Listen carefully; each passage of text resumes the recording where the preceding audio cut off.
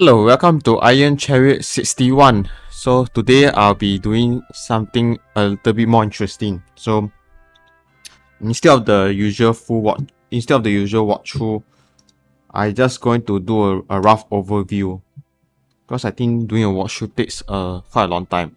So I want to show you some of the campaign I've done before. So just share a bit of my overall strategy.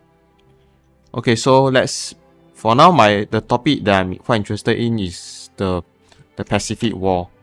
So okay then I've played this Japan campaign in my own time. It took me quite a long time, but I managed to complete it. So first I was playing as Japan.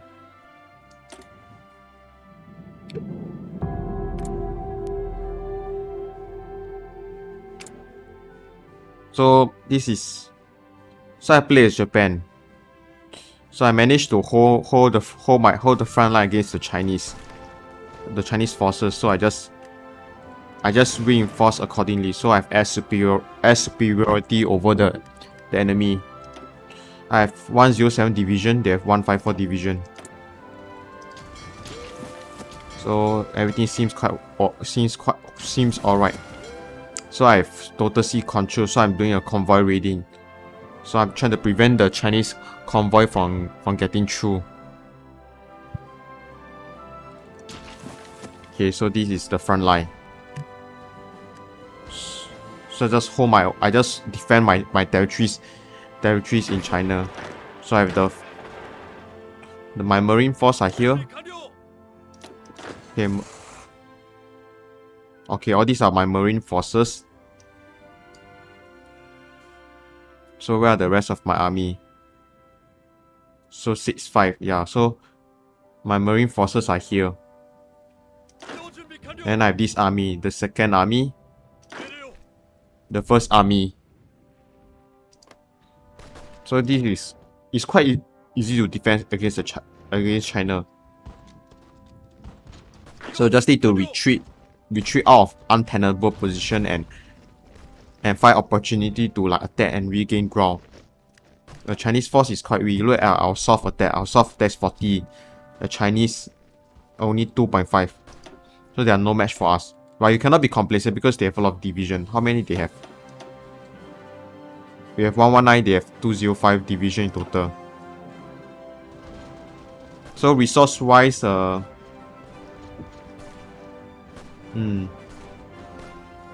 resource wise not a lot.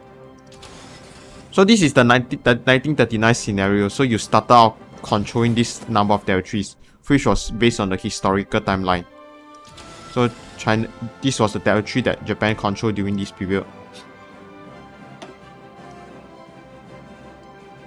So now let's see. Now it's 25 August. Now let's see 25 August. What is the situation like?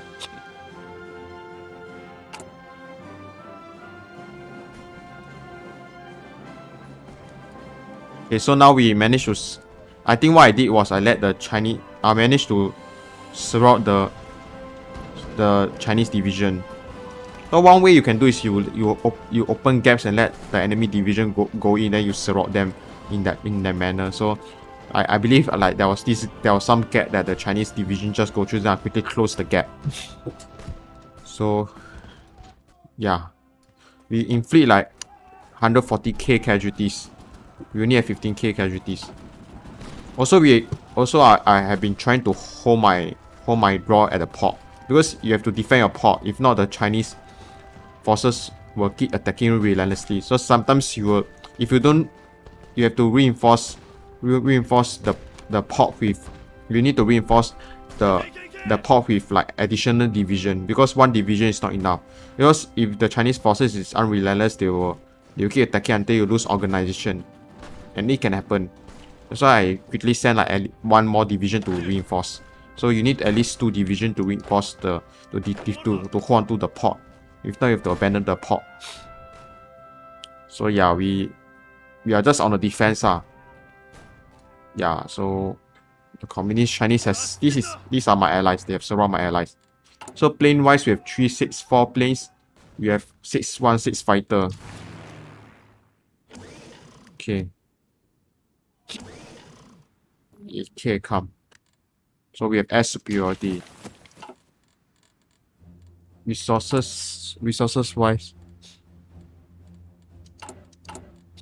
Yeah. Playing as Japan is fun. But it can be quite drying. It can be another drying fest. So you have to play in a very smart way. So let's see. Now Indochina belong to Japan.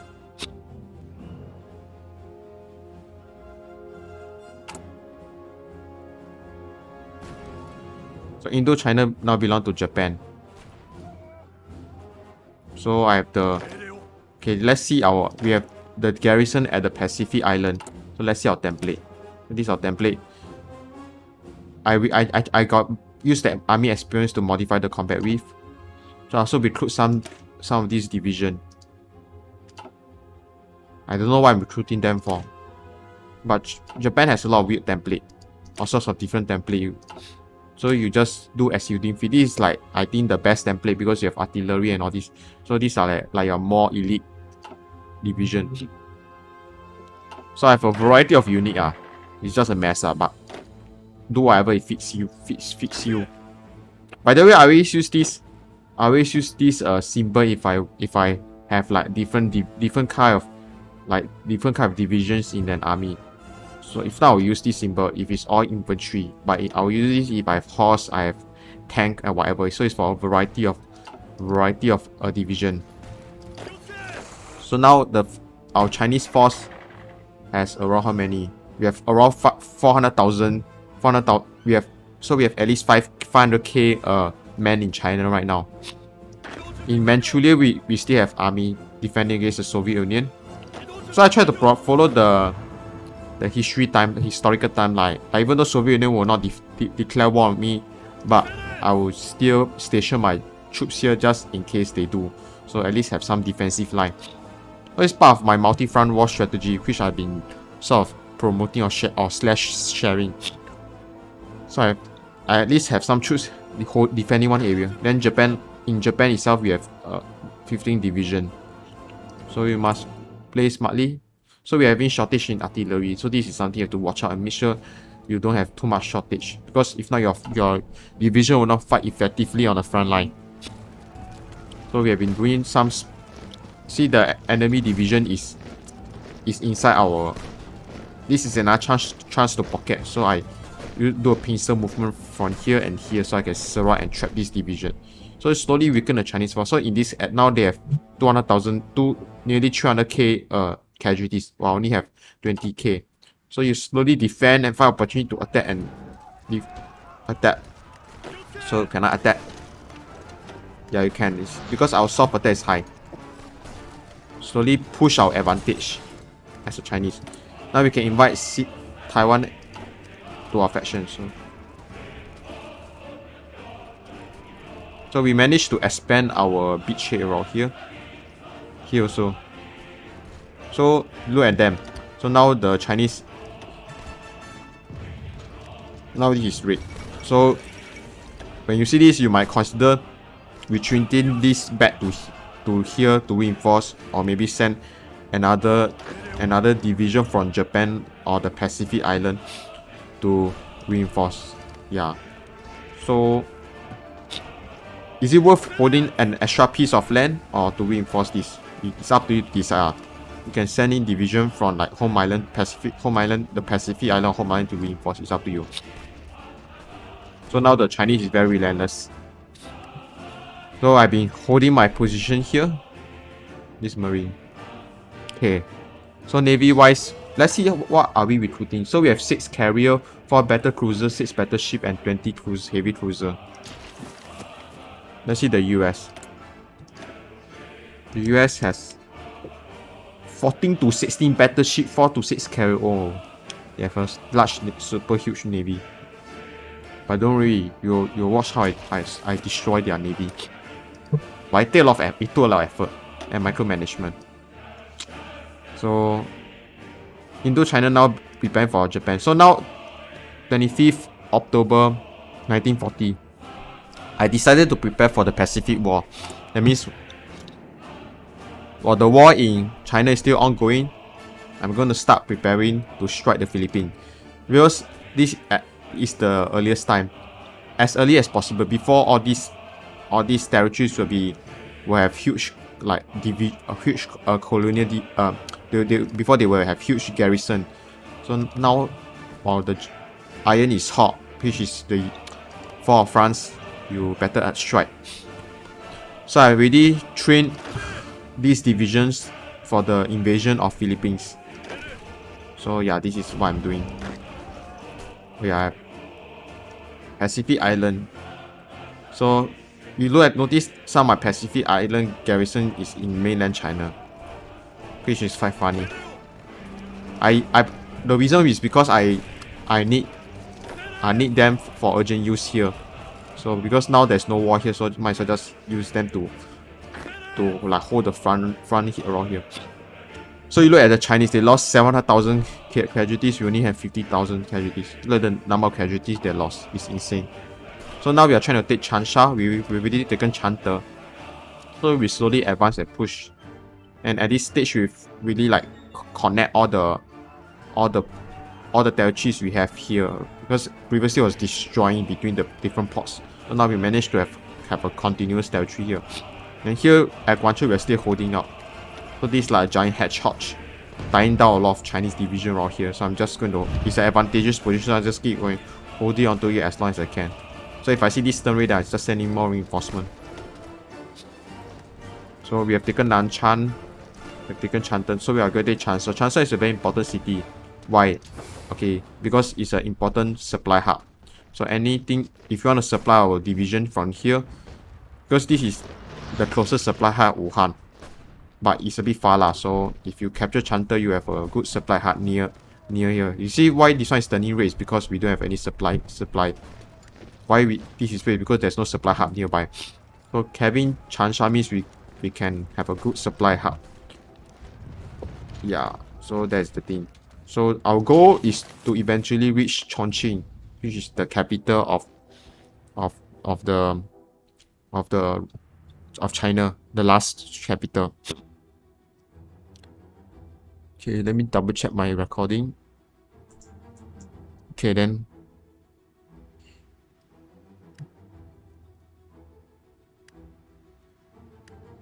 Okay, then, yeah, have fun seeing me kicking their ass. So now I'm going to invade the Philippines. To invade Philippines, I have assigned. Okay, so the Chinese has pushed me out of here, so I'm trying to hold my position at Haikou. Because I think the Chinese has a lot of forces. But they have a 160 division, we have 144 division. So I've allocated some division. This is like a cheap template compared to this one. This one is a more expensive template because you need to mass produce artillery, which is quite expensive to produce. But infantry equipment is easy to produce. They only just need your manpower, and since we have so much manpower, myself just train all this cheap. This is like my com street unit. You go for holding the ground. Yeah, whether it's Soviet Union or it's Japan, as long as you have a lot of manpower, you can do this. So I hold my ground into China.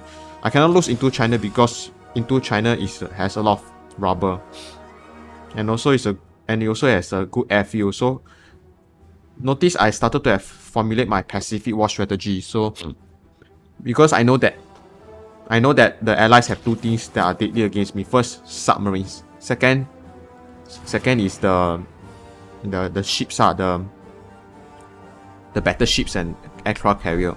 So the submarine will start to sink all your convoy. Because if you look at our convoys, we have around 112 convoys that is unused.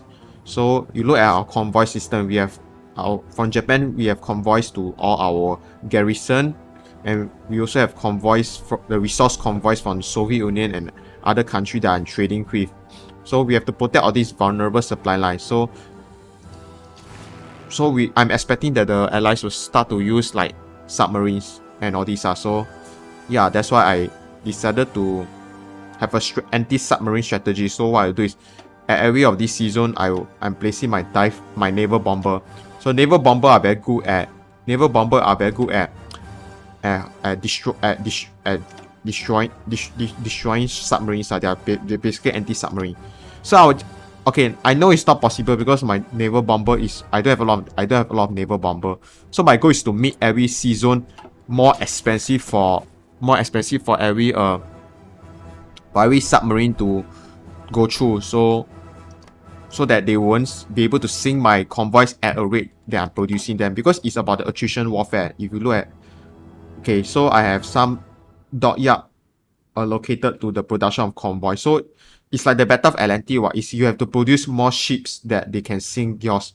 So I want to produce more convoys that they can sink my ships. So what I'm doing is I make it expensive for the submarine to sink my ships so that sink my convoy, so make it expensive to sink my convoy, so I can replace my convoys quickly, because I don't want these convoys to be zero. If your convoy is zero, all your garrison here will starve to death because of no supply, and you also will suffer from a loss in resource, all the resource. And also once you start taking all the oil resource rich territories around here, you need to protect your vulnerable supply line back to Japan. So that's why you have anti-submarine machine. Also, I have divided the Pacific into two kinds. The Western Pacific and the Eastern Pacific. So Western Pacific is probably okay. So what I do is, okay, so I have built up a reserve of, this is my I have built up my reserve task force. So like you notice every ships that you produce, you can deploy them in various task force. So all these ships every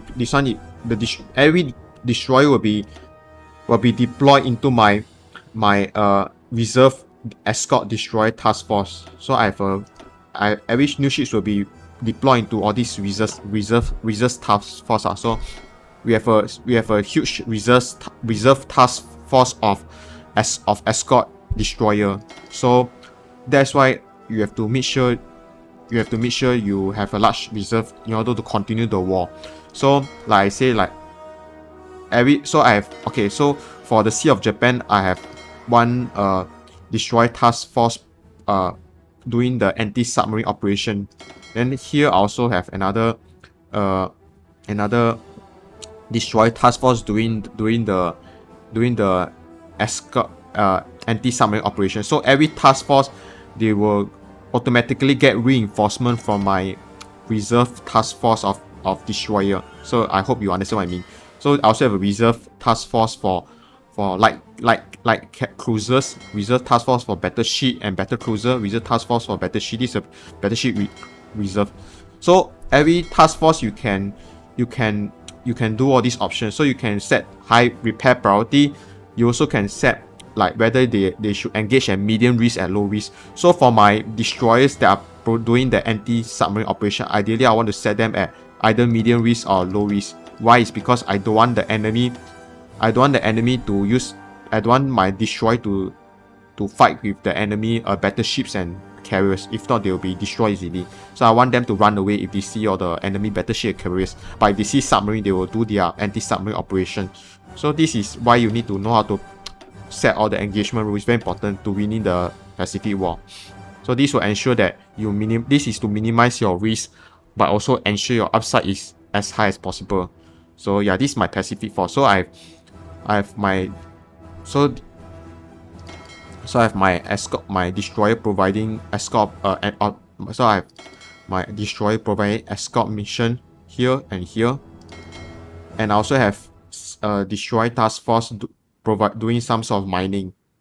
So he'll mine the seas around here, because I know the US submarine like to operate in these two sea zones, the Sea of Japan and East China Sea. So that's why I'm going to do it. Because don't forget, the US has base here at Midway. US also have base at Guam. So you can see they say that there is one task force dock in this naval base. So you know the US, you roughly can predict what the US will do. Okay, now so for the Western Pacific, we have the escort mission. For the Eastern Pacific, I'm going to have submarines patrolling, doing convoy raiding in the Bismarck Sea and the Marianas region. It's very simple because Marina region and the Bismarck Sea these two seas are where you expect a lot of US ships to go through, whether it's convoy or the battleships or whatever. So I'm going to raid this sea zone, make it expensive for the US ship to go through. So I have assigned one. Okay, so I've assigned one task force. I believe I have assigned one task force for the one naval fleet for the invasion of Philippines. So this one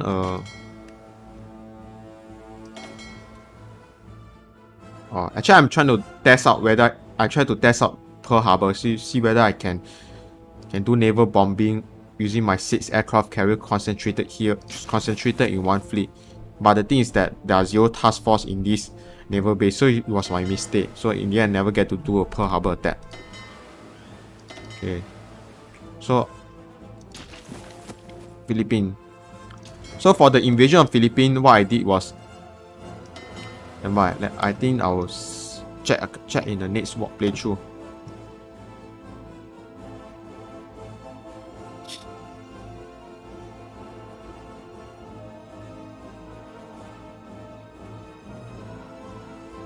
Okay, so now is the fall of Changsha.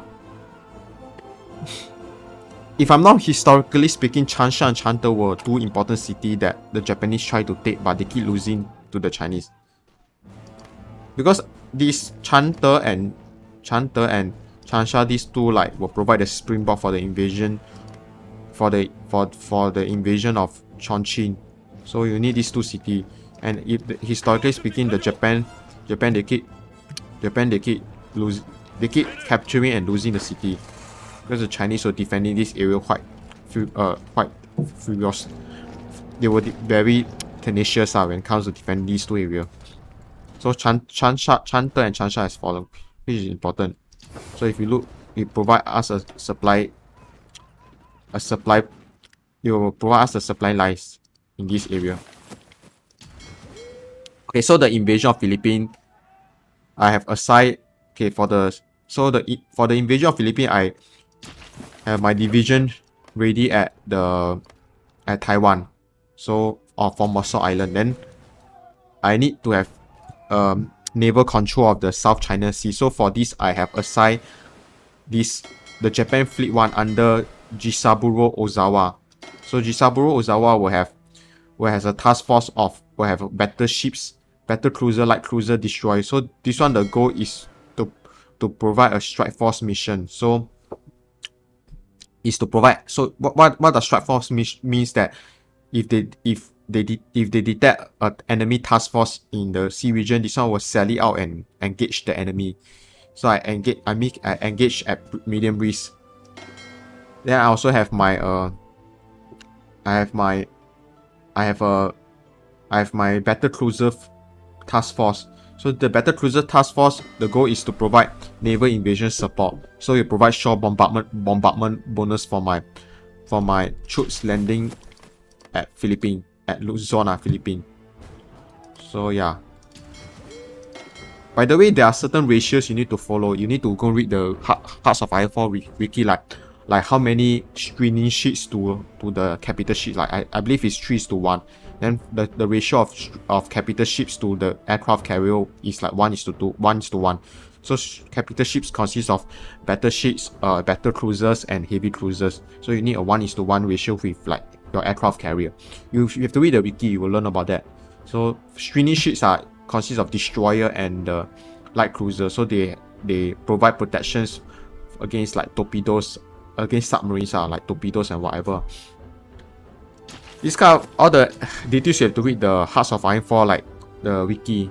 I show you this wiki. You should read this wiki, Hearts of Iron 4 Naval Battle Wiki. I gotta read the wiki, that's what I know. So all these are what you need to know to understand like how does the naval battle work. Like the big guns target the capital ships, or the big guns Something you have to read. I do not have to explain, but it's something you have to read yourself. Okay, so I hope I help you a lot. So now okay, I'm trying to do a pincer movement. Capture this and capture this and cut off this division. So now the Chinese has suffer huge casualties. So now we are very close to Chongqing. Okay, let's move on.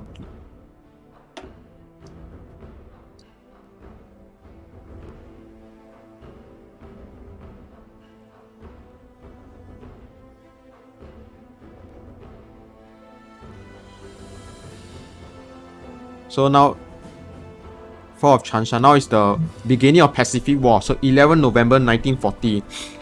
So it's not the 1941 as in the historical timeline. The end of 19... So now we are launching our invasion of the Philippines.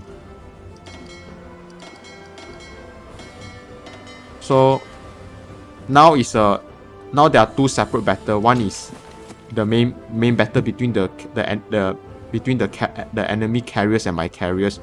Then there's another battle which is the enemy submarine versus my destroyer. So my destroyer and plus my naval bomber. My naval bomber are important in anti-submarine warfare because the American will start sending a lot of submarines to raid your convoy. That's why you need your destroyer to escort your convoy. I see this based on experience. The American will keep raiding your convoys. So now the invasion. Okay, so this is my main battle fleet. The goal is to support the invasion of Philippines, not to engage the enemy carrier in a decisive battle. So now we are very close to Chongqing already. So our submarines is in this area. So we have a huge submarine reserve here. We also have a heavy cruiser reserve here. So you need to build out a large reserve to fight a war of attrition with your enemy. So now we are invading the Philippines. Okay, so I can tell you safely the results of this battle here. So in the end, my destroyer managed to sink many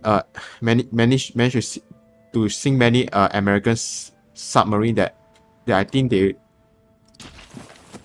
were low on it. Initially, I lost a lot of convoys from the American submarine, but eventually I managed to figure out how to defeat their submarine. So eventually their submarine is a lot less. Now they have around 90 to 100 shell for, but as the war goes on, eventually I get their submarine level to be quite low. So let me see.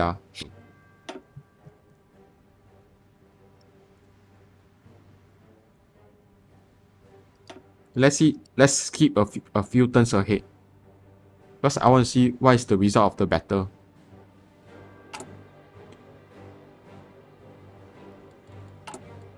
So, okay. Yeah, see now the American only have 5 submarines because I think my destroyers sink all their submarine. Now you can see our supply lines, our convoy system is very secure. Our supply system is very secure. Maybe I say in the marina, because our destroyer keep sinking all their submarine. So at this stage I also have conquered the Philippines. Yeah, so you can see I have changed a lot in terms of my naval composition strategy. So now I've start landing in the Philippines, in British Malaya. Okay, never mind, just go back to just now. So landing in the Philippines. So now it's the invasion of Philippines.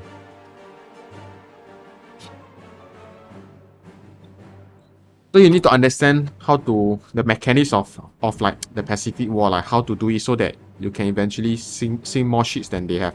So now I'm invading the Philippines. So I have my naval bomber. Naval bomber are very good at killing enemy ships. It's something you have to learn.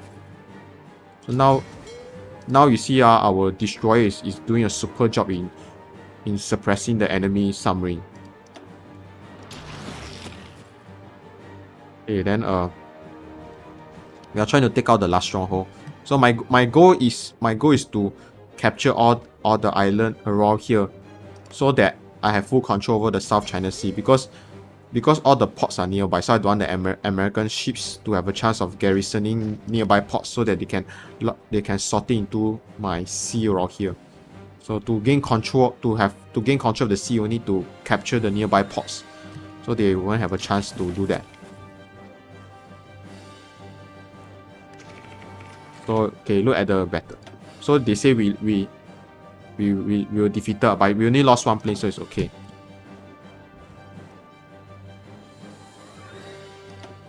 Okay, so we send one of the submarine. Our destroyer is we send one of the submarine. Also, research-wise, keep researching all the naval technology. So it's to improve your naval capability. Okay, then now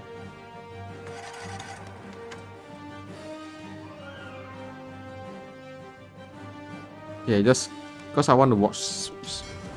Okay, so I have. Okay, so now you see I have created a lot of destroyer task force because I want to provide extensive escort mission. So if you have too little task force, you won't be able to do that. The enemy submarine, if the Americans send a lot of submarine, then they will overrun your limited task force. So that's why I decided to send a lot of like destroyer task force to escort all these sea region. Then I put them on like engage at medium risk. Okay, I put them at engage at low risk. So if they see if they see American battleship or heavy cruiser task force, they will run away instead of engaging them. So their goal is only to kill the American submarine. Then right now my reserve has 29 destroyer, so you don't need to have 74 destroyer in your reserve. 29 is good enough. Just have a fairly sizable number of reserve is good enough. So now my convoy rating is doing my submarines are doing their convoy raiding mission. Okay, so our naval bomber sank another American destroyer, which is good.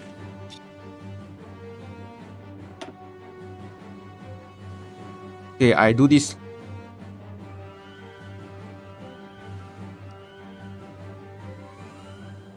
I do this last video, last part, then I will end this video. Hopefully I can do a part 2 for this sharing now.